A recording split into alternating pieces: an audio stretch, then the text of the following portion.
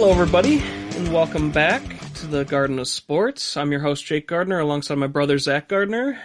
Hello, everybody. Yeah, you can see how we got our creative name.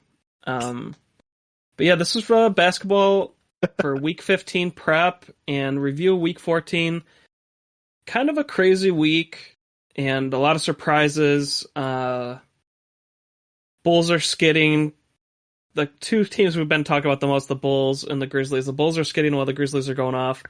COVID list is way down, but injuries are up. And then we have a lot of trade talk for you guys, buy low, sell high, as well as scoops. So let's just break into it. Hell yeah, brother. Surprises of the week. Aaron Gordon, 41.1 average in the last 7. So that's nice to see because that's what Denver traded for. Right. Is him to be not their...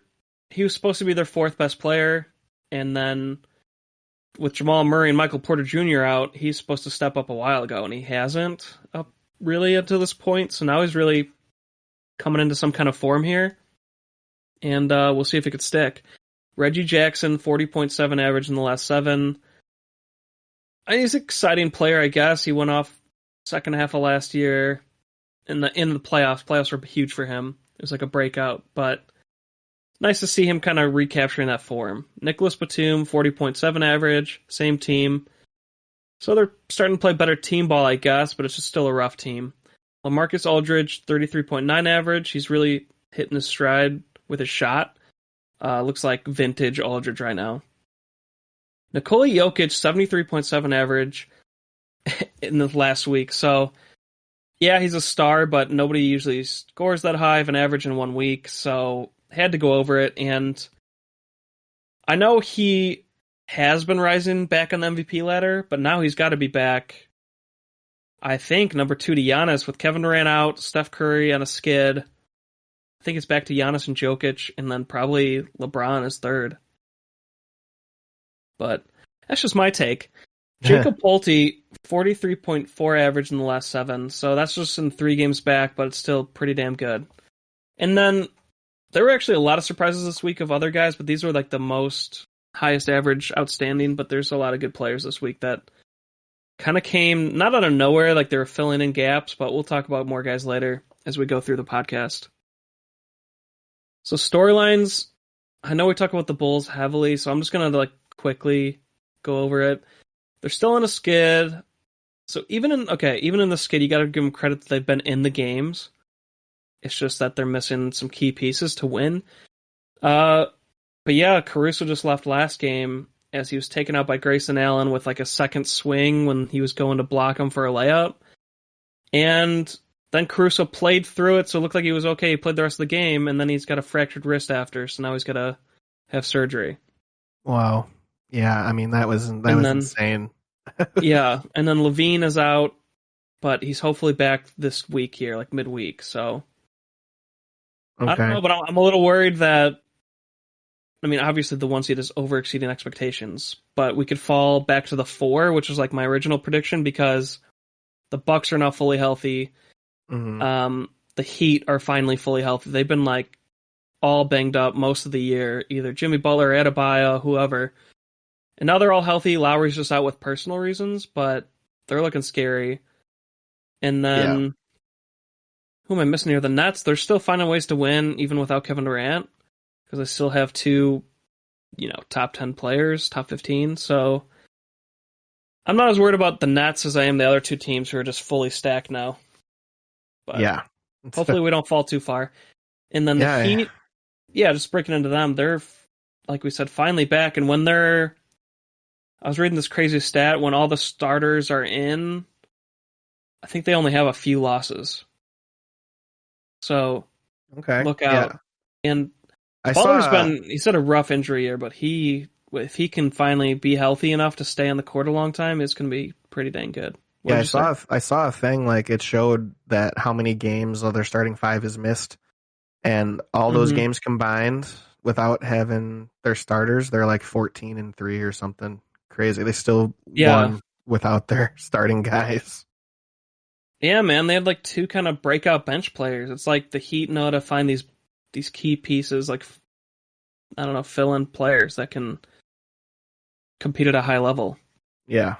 And then can Grizzlies compete for the 1 seed? What do you think? They definitely can, man. They're looking great. Mm-hmm. I know I was talking a couple weeks ago about Morant, like if he's actually just a stat filler or if he actually helps the team win. I think a couple weeks after that terrible take, I think No, it's still a good take because they were 11-3 when he was out. yeah, So but they haven't missed a beat since he came back though. oh, he makes them better. It's just there's a lot of good players on the team, but that's what it takes for any team, I guess. But they could definitely pass. They're already the 3 seed. They passed Utah. Donovan Mitchell's out with a concussion, but they've been struggling anyway. And Golden State's in a free fall without Draymond Green, and it was just announced that Draymond Green will be out another 2 weeks. So there's no like even target game right now. So they're kind of in free fall like the Bulls. So the Grizzlies are definitely going to take the 2 seed. But the Phoenix Suns just keep bumping, and they're ahead of them by like 4 to 6 games still. So that's who they got to compete with. I don't know. We'll see. Because the Suns, when they're missing players, they still win. Like DeAndre Ayton's been out 3 games. They're in a 6-game win streak. So, but anyway, why aren't the Timberwolves better than this? I read the other week they're a top 10 defense. We know they have 3 offensive studs, like 3 of the best young offensive players in the league in Cat, D'Angelo Russell for your 3-pointers, and then, I mean, the guy who's supposed to be their number 1 player, Anthony Edwards. Why are they not in the playoff picture yet? I mean, they might be in the play-in game seeding, but why are they not higher than this? So I'm trying to figure out. They're just trying to find their way as a team all playing together. I don't know, and they're just going through a little bit of slumps right now. But I think they hit like a really... They'll be a dark horse. They'll be a dark horse for sure. Mm-hmm. Yeah, and they won... Well, and we know about Jared Vanderbilt as like a kind of a breakout year. Yeah. But... And there's a couple other guys that I really like on that team too. But they're... I don't know, they were in like a nice win streak before they all got like all the stars got COVID and they were all gone for like 2 weeks, 2.5 weeks. So I guess they got it really like a bad strain. And since then, I guess they haven't recaptured that, but I feel like they could definitely hit that stride again. I just don't know when. Well, let's break into injury news. Enough of that. Let's get in some close to fantasy stuff here. Health and safety protocols. The list is way down from last week, so this is nice. Similar to hockey. Yeah, exactly. So I think it's just kind of maybe in the USA numbers are down. I'd have to look at the CDC site, but Boston Celtics, Marcus Smart is still on the list, but he's listed as available for today. So I think he's going to play, but I'd still put him on here. Denver Nuggets, Jermichael Green. Detroit Pistons, Frank Jackson. LA Clippers, Luke Kennard. Memphis Grizzlies, Kyle Anderson. Tyus Jones, Desmond Bane. Taylor Jenkins. Miami Heat, Markieff Morris, Tyler Hero. Timberwolves, Jordan McLaughlin, Hassan Whiteside. All right. Isn't he Whiteside's on the Jazz, right? Yeah, so I missed the team name there. But okay. Yeah, small list, and correct me if I'm missing anybody, but I believe that's it. Like I took out some players that were not fantasy relevant. Yeah, fantasy relevant, just to save some time here. Okay. But as the COVID list decreased, the injury list got pretty heavy this week. So Seth Curry ankle has missed the past 2 games. Giannis Antetokounmpo knee missed Saturday's game. Of course, he doesn't miss the game against the Bulls. Anthony Davis knee is questionable for Sunday, so that's good news. Could be back today. Okay. And big game today against the Heat. So Domantas Sabonis ankle will miss a few games. That's how they said it. Like, that's how the coach said it. He said, oh yeah, he'll miss a few games. So that makes me feel like he's going to miss a week or more. Right. As like, they know it's bad. Mm-hmm. Paul George was announced this week for his elbow. He will rest a few more weeks. So disappointing news, but not that surprising considering the injury. Rudy Gobert ankle is questionable for Sunday. Zach LaVine knee is hopeful to come back this week. So, and if you remember, the MRI was clean, so it's just bruising. So I hope that's true. DeAndre Ayton, ankle, has missed the last 3 games. Draymond Green, calf, expected to miss at least 2 more weeks. So, I mean, we're talking 2 weeks to a month time frame, which sucks. Lonzo Ball, knee, underwent procedure on his meniscus, expected to miss 4 to 6 weeks. Big blow. Yep. Kyle Lowry, personal reasons, has missed the last 4 games. Malcolm Brogdon, Achilles. This is scary. He played 1 game, right? He came back, and then it was announced he's being shut down for 10 days. This is awesome. Yeah, I'm scared. I assume they're fighting to not have surgery, but it looks like it's gonna go that way to me. Yeah, as a health expert. So, yeah. Karis LeVert, calf, has missed the last 2 games. Miles Turner, knee, shut down for 2 weeks. Jeremy Grant is in the G League, so he's almost back. Big news. And that could be big news for trade talks as well among teams, because he was a target for a lot of teams. Yeah. Kemba Walker, knee, unavailable Sunday. He came back for a game, right? And then, or 2 games. Second one was pretty bad. And then was day-to-day, now he's out for today. I don't know, man. The first MRI came back clean, so I don't get what's going on. It's just, I think it's arthritis in the knees is what they said, but still, it's like, obviously really bad. Yeah. But no structural damage, so like. Well, that's good. But maybe he'll get like a knee scope on it, where you get it cleaned out. Right. I think it's kind of leaning that way, because he's been out a lot, and just like Brogdon just came back, and now he's out again. Yeah, they never like to see that. So it's basically like you can't play on it. That's what that means, right? Yeah. Steven Adams and Brandon Clark are questionable for Sunday for the Grizzlies, but hopefully one of them play for them. Alex Crusoe, we just went over it, but brutal injury, fractured wrist. I don't know how he played the rest of the game, man, but that probably made it worse. Yeah. He probably shouldn't have played, but he just told the trainers, "Oh, I'm fine," and he was an adrenaline rush. But jeez, that sucks. Just seeing how his arm kind of snapped and moved as he hit the floor, I was like, I was so surprised he was playing, man. Yeah, it was insane. It's a tough son of a bitch. Fucking Grayson Allen. Yeah, let's break into trade targets, though. Buy lows I'm most excited about. Sell highs, I had trouble finding players that you could actually sell high on and that you would want to. But let's go buy lows first. Jared Allen, 32 average in the last 7 days. And it seems like he's been on almost like a 2-week skid. And we know he could be near 40, He's that good of a center. He's got Darius Garland, who's having a breakout year, who's lobbing to him. I mean, it's just a good team. So he needs to be better. I think he will be. Try and get him if you need a center. Robert Williams, 29 average in the last 7. This one's a little more risky because people were expecting him to break out this year for Boston. But he has not done it really yet. He's kind of been up and down. But I think he could be a lot better than this, and I still think he's like a cheap buy low because he's not been super good. Mm-hmm. Cade Cunningham, 27.6 average in the last 7. I think he's poised for a big second half for Detroit. Like, I know the team's rough, but I think I agree. He's got to be better than this. He's very impressive when I watch a Detroit game. He just looks like he just knows exactly what he is doing out there. He just has a lot of confidence in his game. And he's a rookie. I mean, he's only going to be getting better.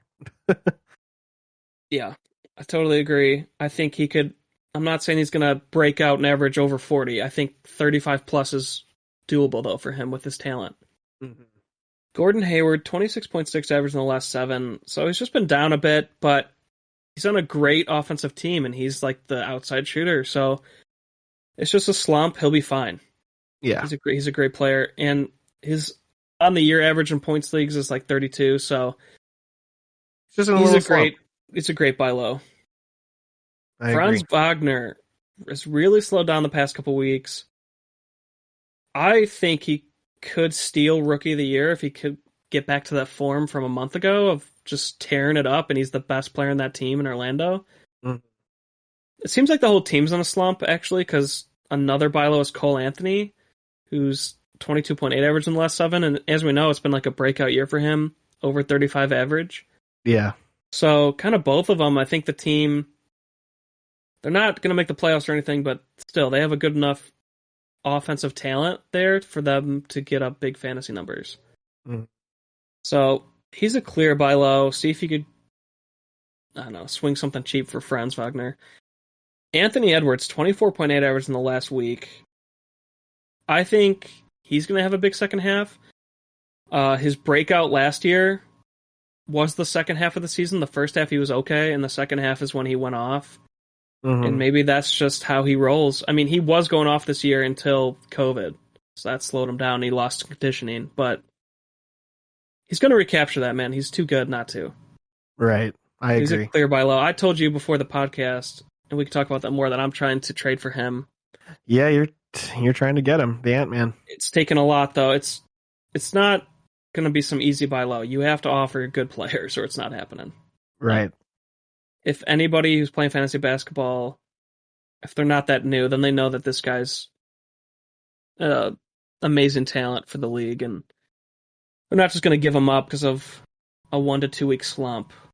So, yeah, we'll just talk about it now. I'm offering Siakam and Derek White for Anthony Edwards and Halliburton and possibly Kobe White. Wow. So it's a pretty even trade. Neither of us are swindling each other. I think my reasoning is I think Anthony Edwards is about 4 points under Siakam's average right now. Siakam's been going off. Siakam's not going to fall off. He's an all-star. He's a beast. He'll be right around 40, though. I think this is his peak. Where for me, I think Edwards could maybe pass him. So I'm kind of taking a risk, but... And then Halliburton and Derek White are kind of similar in their how they play and their average. And then Kobe White would be like a nice addition for me with all the Bulls guards out. But anyway, we're trying to get that done. He said his last text when I said add in Kobe White is So we've been talking for a couple days. It's pretty fun going back and forth with that. Klay Thompson, man, slow start since coming back. Almost 2 years out, right? Or no, almost 3 years out. 23.8 average in the last 7. You got to expect this, though, when a guy's coming back from torn ACL 3 years ago, and then he's almost back, and then he tears his Achilles. I think you have to expect this. His conditioning is way down from an NBA game. And he entered the season when everybody's in their prime conditioning, unless they had COVID, right?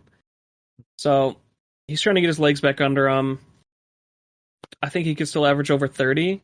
See if you can go get him, see if somebody's disappointed or if they just want to hold. But yeah, we already talked about Cole Anthony. I think the beginning of the year, I thought it was a joke. Or I didn't think he would keep it up, right? And then he did, so he kind of proved me wrong.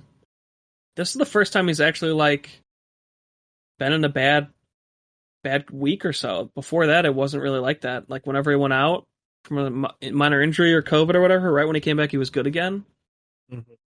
So I do think he's legit. I don't think... Okay, this is the thing. Jalen Suggs is back. And Jalen Suggs is doing good now, the rookie. That, top pick for them. Yeah. I did say Jalen Suggs could be taking over in the second half. I feel like they could play both of them, though. I don't know why they couldn't. I think he's still a buy low. Maybe he won't average 35 the rest of the year, but he could still average over 30.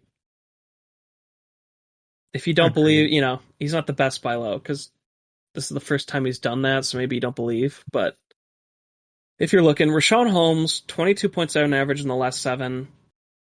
This is his worst year in 3 years. The last 2 years have been really good for him, over 30. He's just a workhorse kind of center, great attitude. I think he's a clear buy low because he can average over 30 to me. I think he could get up to 32 or 33 also. So I'm trying to trade for him, but some people are stubborn with trading. So I don't know. I'm trying to get him as well in my trade talks. Buddy Hield, 22.3 average in the last 7. I'm not usually a fan of Buddy Hield, but he's better than this. He can average near 30. He could also be traded to like a good team like the Lakers who need a shooter. So he's on the bottom of the list for a reason. He's not like a must buy low or anything, but if you need a guard and you want something cheap where I don't know, you just need some improvements, maybe you just wait for him to be dropped if he keeps doing bad. But Zach, you have any other buy lows? Anybody want to talk about? You've been quiet. Yeah, not really. For any buy lows or sell highs, I haven't really been keeping track of those. I have more guys for like scoop them up, so that I'm thinking about. For sure. All right, let's go to sell highs then. A lot of these are the the breakout guys or surprises of the week from earlier in the episode, but Jakob Pulte just came back from injury and 3 games, 43.4 average in those 3 games. I'm personally not a believer. Also, the Spurs are a shit show this year. So I'm trying to trade him as soon as possible. If I could trade him for Holmes and like Franz Wagner, I would. I don't know if he could do that, but that's something I would kind of go for, like a combo of guys doing bad. Or just 1 for 1, try to trade to him for Robert Williams. That'd be a good one. Aaron Gordon, like we said, he's finally kind of finding his form on this team in Denver, where he was just traded last year. And I'm not a believer. He's kind of a hot streak player anyway. He always has been. He's been in the league a while, so we've got a large sample size. I would try to see what you can get for him. Kyle Kuzma, 37.7 average in the last 7. He's been going off for a couple weeks now. I think he's been on my sell high list almost every week. I just don't see him maintaining this high of an average. I think he's more around 30 max for the season, and I would try to get something more consistently higher. Try to get somebody more around 35. That's just me. Chris Daughtry. So I only put this on here because of the Brogdon injury and LeVert's out right now, and he's looking really good. We also talked about him as a player that you could buy low a couple weeks ago because of the blow-up that's coming in Indiana. So that's why I have a question mark next to him. Would you sell high on him, Zach? Just because, I don't know, for all those reasons, and his numbers are up right now? Yeah, for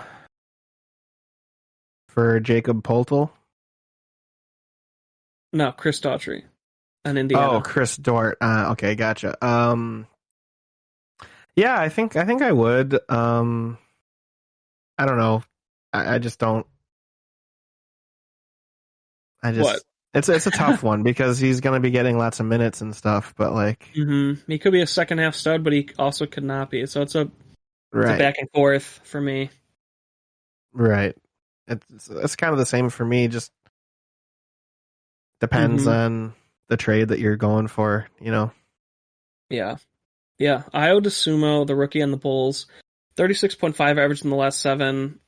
And he could keep it up. I'm not saying he's not going to, but eventually Lonzo and Crusoe will be back this season. That's weeks away, though. And Levine's out right now. So, like, his stats are definitely increased. I see him having a big role for at least the next month or 2. Yeah, but you could sell high on that, right? Like he's had a good week. Definitely. Get something that maybe is season long that will help you for fantasy playoffs. Right, and especially if you're going to do that, it's better to do right now when everybody knows that he's going to be good for the next. Yeah, and having a big role for like 2 months. You get a Bulls fan in your league, go for him. Right. Target him. Reggie Jackson. I just put him on here just because the sell highs are hard this week because a lot of studs, like normal all-star players, are going off. And I don't know. These have overperformed. I don't know if anybody else has that much to me. But Reggie Jackson, I would see if you could use him in a combo deal. Basically, any of these guys together would be a great combo deal to try to get a buy low option. Like a stud. But yeah, I did have, you know what? Because I own Derek White, but Derek White's a buy low, or also a buy low. Yeah, I'll throw him in there because his average is down since he's come back from COVID. And he's like a 20, I think it's a little higher than that, but under 30 average. And he's a guy who can average 35 plus. Yeah. He was really heating up before he got COVID. That really screwed him because he's finally finding his form. But he's also a buy low. Any other sell highs or any other trade targets you can think of, Zach? Any trades you want to run by me? No, I haven't really. I've been just trying to focus on getting my team healthy and pickups. I haven't had time to even look at trades in my leagues. For sure. Because my 10-team league team is a super team, so I don't really need to worry about that one. And then my 12-team league, I just always got to be working on the freaking injury report. Just every single day, I gotta shuffle guys in and out and pick guys up. It's just it's been hard enough just to focus on that every day. So yeah, you've been really streaming. I mean, one week you streamed like 4 guys one day. On Sunday, you won. I ended up winning by like 5 points, and I was down. Awesome. I was down the whole week. Are you gonna win this week in that league? Yeah, that league I'm winning. I should win. I'm beating Morrison by like 200 right now. I think I'm losing, bro. Yeah, so I'm trying. The guy I'm playing. I'm crawling back up into the playoff talk. Yeah, I think you're tied with me and Jason. It's a tight. Yeah. Such a competitive league. It's like. Every week matters. I'm really riding Jokic and Gobert right now. Yeah, I mean those are like your top players. Yeah. And I would have put Brogdon on sell high, but it's like everybody's gonna read now the 10-day shutdown, and I feel like nobody's gonna want it. Yeah, I'm not even gonna talk to anybody in our 12-team league about it because I know that nobody's gonna go for anything. So. Yeah, for sure. Basically, you have to hope for, like, I don't know, he sits out another month and he's good. That's almost your best case scenario, right? Yeah. I don't know. But let's break into scoops. So, a lot of scoops. And really quick, I want to say, I don't have him on the list this week because he should be grabbed in your league if you're actually competing. But Anfernee Simons, CJ McCollum is back, but Lillard's out for 6 weeks or more. Simons could help you win the next 6 weeks easily. He's the best grab out there. And I know he's still available in leagues. I'd have to look at the ownership percentage. Zach, do you have that right in front of you? But for Simons? I still don't think he's owned enough. Yeah. No, definitely not. I'm going to find him right now. He's only 50%. Dude, he's still a must grab. I would put him on the graphic again, but we've used him for like 3 weeks. Yeah, I did a different picture because it's still going up. Yeah, I might just do 4 players and I'm just gonna keep him on there. But he's a must grab, dude. He's a freaking stud, and absolutely, Portland could blow it up and trade CJ or Dame. I mean, he's an absolute stud. You got to grab him. Also on the must grab list, Deandre Hunter. So last week he was like a speculative, but I was pretty hopeful with the Cam Reddish trade that you would grab him because he only had like 1 game under his belt at that point, but it was over 30, so I was like, okay, he could come back to form. Now he's at a full week, averaging over 30, and he looks like he's finding his form from last year where he was just a beast bench power forward. Mm-hmm. And he might, because he's not unless they're starting him, they might be starting him at small forward now because they play John Collins at power forward, but he's a big small forward then. Either way, high average, I think he can maintain that, and it's an amazing grab right now. And he's very low owned. I think it's under 20%. So go get yourself DeAndre Hunter. Must grab 12 team or deep team is Goga Badatzi. Is that how you say it, Zach? You're Batadzi? Yeah, Goga time, baby. He's the backup center for Indiana. We just heard the news on their center being out 2 weeks.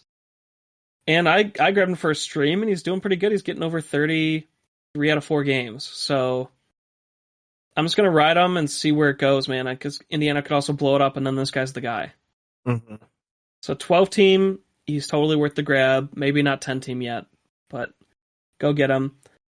Must grab Kobe White, 27.3 average in the last 7. He's found his stroke for shooting, and also with all these guard injuries in the Bulls now, I think he's a great grab for the next 6 weeks, just like Io. you know? Yeah. Like either of those guys are a great grab.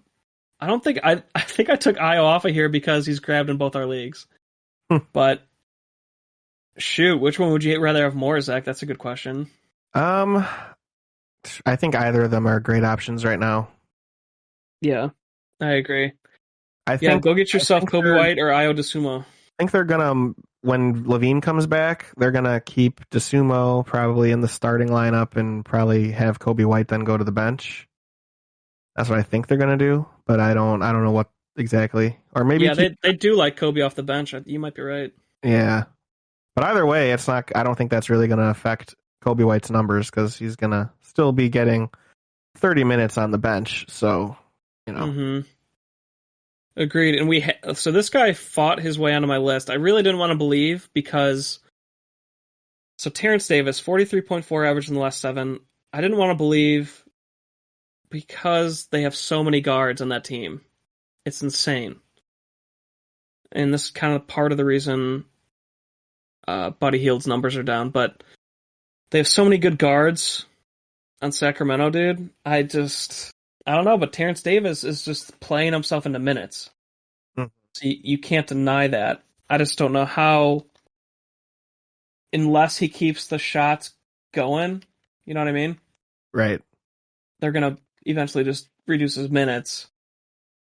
So I don't know. He's a grab, ride him while he's hot, basically. But they're so stacked, it's hard for me to say, like, for sure grab or must grab yet. Because it's been like 3 games of going off. If you're in a competitive deep league, I think he's definitely worth a grab because not a lot of guys put up that type of points over a week, especially at this point in the season. So, he's a low risk ad right now at the very least. Yep, low risk stream. See if he can maintain something of this. Yeah. And also, like, there's been rumors about them trading De'Aaron Fox. Okay. So then that would open up minutes for Terence Davis. Halliburton would move to the point guard. Terence Davis becomes the shooting guard.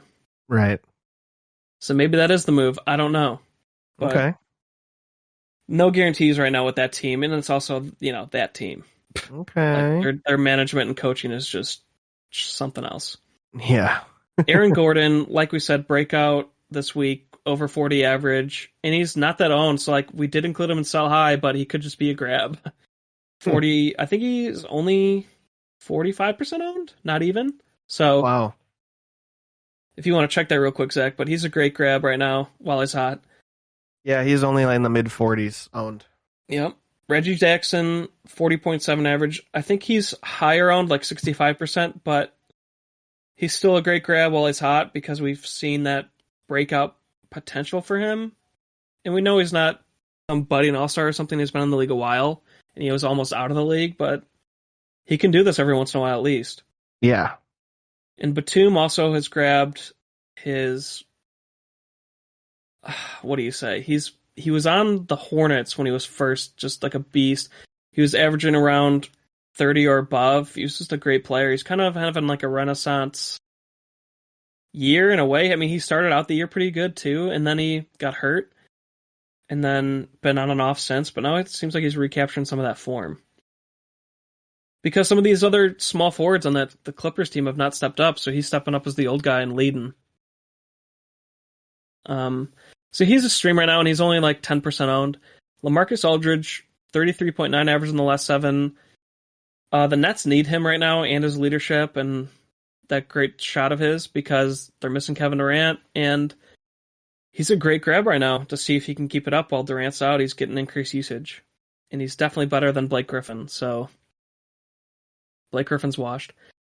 Marcus Morris Sr., even though I hate the Morris twins, the Clippers have no talent left. He's got a 30.7 average in the last 7, and he's only 20% owned. So I have to keep talking about him until he's picked up. It's like a disgrace. Am I right, dude? Yeah, totally right.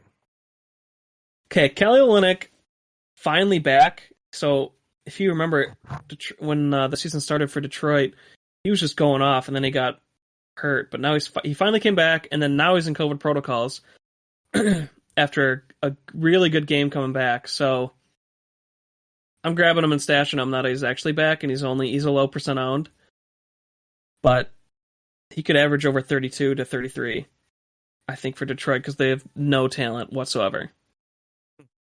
So see if you can get him. Herbert Jones, who we've been talking about for a while now. Yeah. 27 average in the last 7. Yeah, I think he's a lock to get you over 25 points a night now because of those steals and blocks. Mm. He's a great defender, and he's putting up the other categories as well. So, and there's no news on Zion, man. So this guy's just like a great bottom of your bench player. Not 10 team maybe because 10 team you probably stacked most likely, but 12 team he's a must grab, I think. Marvin Bagley's still available, so he went off the beginning of 2 weeks ago, right? And then he had an ankle injury, and so then he's come back for a couple games, hasn't been exactly the same since, so I think he's playing a little hurt, but he's playing to get a trade, I think, so he's looking pretty good, and if he goes to a team that's actually going to use him, he's going to be great rest of the year. So he's a grab, and like you have to be a seed that's not worried about maybe getting a couple like you're not focused week to week, right? Mm. You're a top seed and you can hold him until he's traded or something. And then real quick, Emmanuel quickly with Kemba Walker having this knee like tendonitis and Derrick Rose is still out. Alec Burks is the go-to starting point guard for Tom Thibodeau, but I think quickly can easily become like the bench point guard that can get you heavy points because he's hyper athletic. He's quick. He's quickly becoming a part of the discussion. So. Oh my god, he's at least a watch list. I just wanted to mention him with all this Kemba news. Yeah, but he's not like a must grab or anything right now. But yeah, any other guys, Zach? You could quickly add him if he starts getting some more minutes. Oh my god. Yeah, do you have any other players you wanted to talk about? Yeah, Day'Ron Sharp. I was wondering if you think maybe he's worth a look. On the Nets? Yeah. Sharpie. Yeah. I was actually looking at him. The only reason I'm not convinced yet is because Nick Claxton is like their go-to center and he's just out right now. Okay.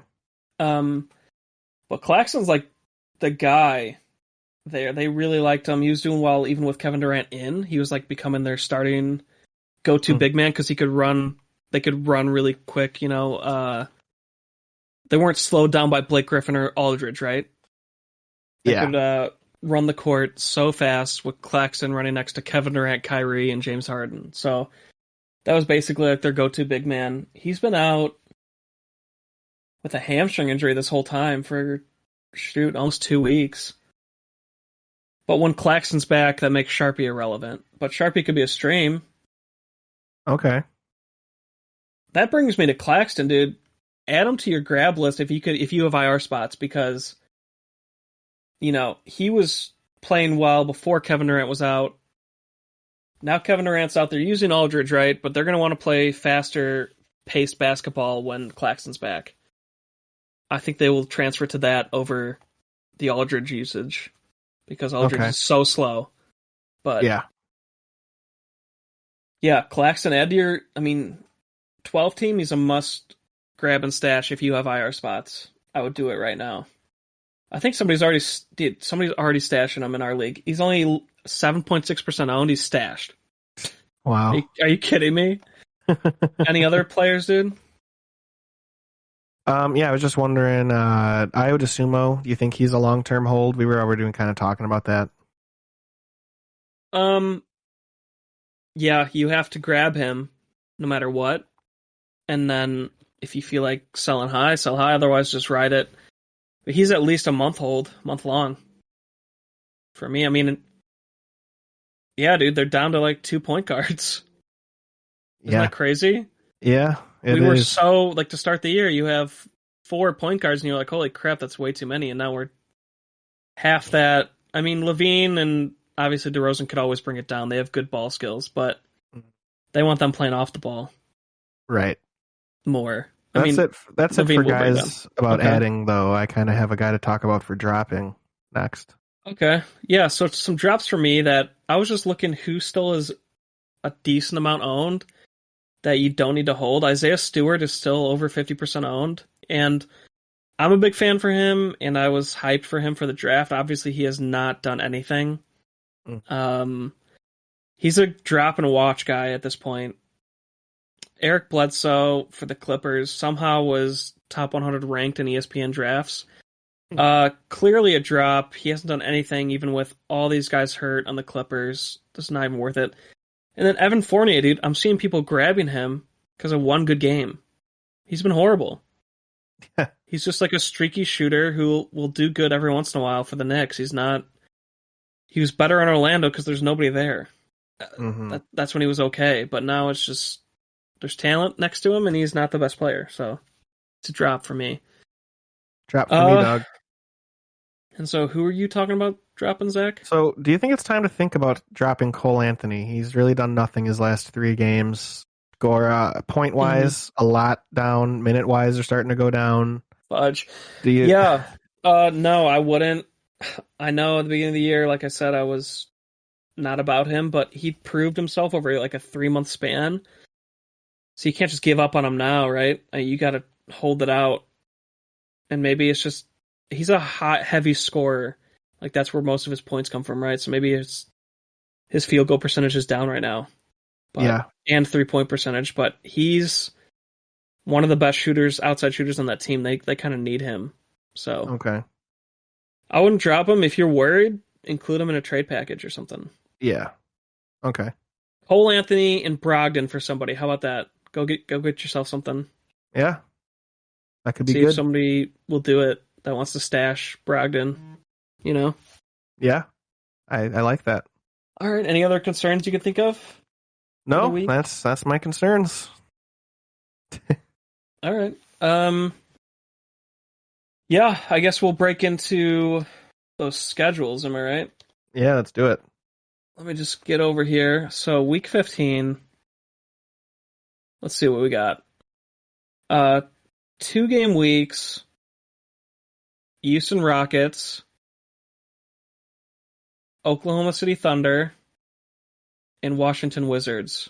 So don't stream any of those players for the week or grab them on the Sunday, because unless like they're just going to be a great long-term hold, they're not going to help you that much this week. Mm-hmm. Wow, there's a lot of Tuesday games, so that's not really a stream day. Yeah, it's really Monday, Thursday this week. Really? Yeah. It's just how the schedule worked out. All right. So Monday, teams to stream: Chicago Bulls, Cleveland Cavaliers, Indiana Pacers, New Orleans Pelicans, New York Knicks, OKC Thunder, Phoenix Suns, Utah Jazz. There's no teams playing Monday and Thursday. That sucks. Yeah. Thursday streams: Golden State Warriors, Lakers, Timberwolves, 76ers. So you can't really get a 2-for-1 this week. You kind of got to pick up 2 guys on those off nights, but yeah, that sucks. This is a heavy week across the NBA. Wow, this must be where they fit in some of those. Now you could make Saturday looks like a little bit of a slow day. There are two teams playing Thursday and Saturday. Saturday's 6 games, so that's not super light, but it's a little lighter compared to the other week. Those are good streams though. Golden State Warriors and 76ers. There's guys on those teams that could get you 20 plus points. Mm-hmm. So maybe if you want a 2-for-1, you can get Warrior or 76er that's playing on Thursday and Saturday. Those are some Warriors. You could stream Kevin Looney, or they have a younger power forward who they're both filling in for Draymond Green, taking those stats. Mm-hmm. People are dropping Jordan Poole. You could grab him. 76ers, maybe this one's harder. Most of those players, the best players, are owned on that team. So maybe not as much them, because Tyrese Maxey's not really available. Right. Maybe Shake Milton's available in your league. I'd have to look at how. I don't think he's been doing good lately though. So, all right, that's it for the schedules, and that's it for the episode. Unless you got anything else, Zach, I think we can wrap it. Yeah, that's a wrap. Thank you for listening, everybody. We hope we were able to give you some good information for prepping your schedules for next week and making your moves and everything. Yeah. Go follow us on our social media. We got Facebook, facebook.com/Garden of Sports Podcast. We have Instagram, instagram.com/Garden of Sports. And we have Twitter, twitter.com/GOSpod2021. And we hope to see you guys on there. Go give us a cheeky little follow. And then on our YouTube channel where you're listening to this right now, give us a like and subscribe. Maybe a comment if you have any questions. We're always happy to answer your questions. And yeah, for sure. Yeah, just thank you everybody for listening, and we'll catch you all next week. Yeah, thank you everyone. See ya.